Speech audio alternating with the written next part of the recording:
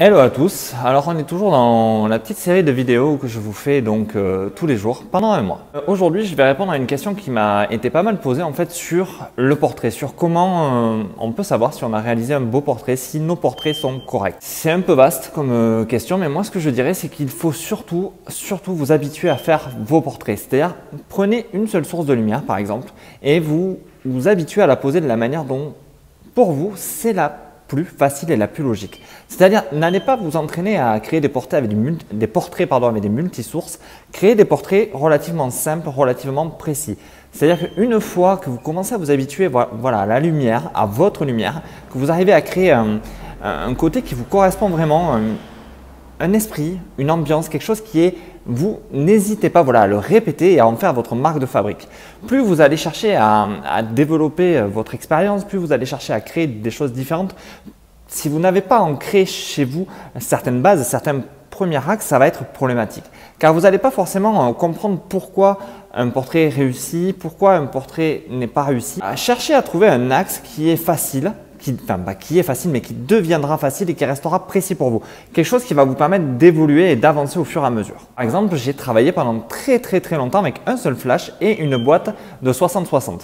Pourquoi? Parce que je cherchais vraiment à comprendre comment la lumière se posait sur les visages. Pourquoi quand je la mettais légèrement à gauche, légèrement à droite, un peu plus haut, un peu plus basse, pourquoi ça ne rendait pas du tout pareil? Je n'ai pas cherché à créer des sources derrière pour créer des faisceaux lumineux. Tout ça, c'est venu après. Dans un premier temps, je me suis posé avec des bases solides pour pouvoir arriver à les dépasser. On en vient aux bases en fait. Les bases, c'est quand même si on peut les transgresser à un moment donné, il est important de les avoir acquises un minimum. C'est-à-dire savoir un point chaud où on le met, comment on place un modèle, qu'est-ce qu'on appelle un joli portrait, un Rembrandt, un split. Des choses qui sont relativement la base, des choses qu'on sait et qu'il faut savoir pour pouvoir après s'en dépatouiller et virer les choses à la rigueur.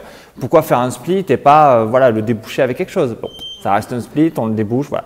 Ça, c'est des petites choses que vous allez acquérir au fur et à mesure et que vous allez pouvoir poser après. Au départ, restez vraiment sur des choses simples pour pouvoir avancer de manière correcte. Posez-vous une source, alors ça peut être une box, une autobox, ça peut être un bol beauté, ce que vous avez, un simple flash, un mur qui peut vous renvoyer de la lumière avec un flash dirigé. Voilà, si vous avez que juste un flash Cobra, vous le dirigez contre un mur blanc, ça va vous renvoyer de la lumière. Voilà, ça va adoucir le flash. Donc, essayez de vous entraîner avec quelque chose de relativement simple. Au fur et à mesure, d'avancer avec cette seule source, avec ce seul point de repère pour pouvoir poser votre marque là-dessus et pouvoir évoluer. Donc si vous voulez, je vous invite à m'envoyer les photos par email ou dans les commentaires, vous m'envoyez des liens où je peux voir vos photos et on pourra échanger là-dessus. Donc n'hésitez pas vraiment à me faire un retour là-dessus. Maintenant, vous allez trouver aussi dans la description un petit e-book à télécharger et des vidéos bonus. Voilà, je rappelle pour ceux qui n'ont pas vu la vidéo de hier que je vous incitais aussi à aller sur mon site internet afin de faire une petite recherche dans la barre à gauche, à droite pour savoir ce qui est en préparation, ce que je compte mettre en œuvre très rapidement.